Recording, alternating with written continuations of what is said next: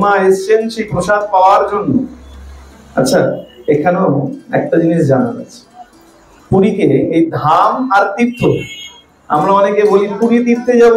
আচ্ছা, পুরী তীর্থ নয়, পুরী হলো ধাম। ধাম কাকে বলে আর তীর্থ কাকে বলে?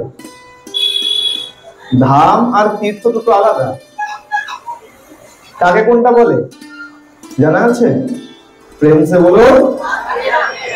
ধাম বলে যেখানে দর্শনের জন্য যায় মানুষ, যেখানে গেলে ভগবানের দর্শনের মাহাত্ম্য আছে, তাকে বলা হয় ধাম।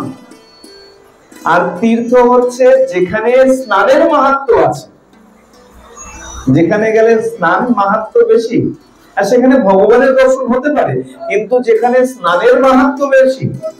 প্রয়াগ তীর্থ যাচ্ছে না মানুষ স্নানের জন্য, কেউ বলে প্রয়াগ ধামে যাচ্ছি, কেউ বলে। যেখানে স্নানের মাহাত্ম্য আছে তাকে বলা হয় তীর্থ, আর যেখানে দর্শনের মাহাত্ম্য আছে, ভগবানের দর্শনের মাহাত্ম্য আছে, তাকে বলা হয় ধাম।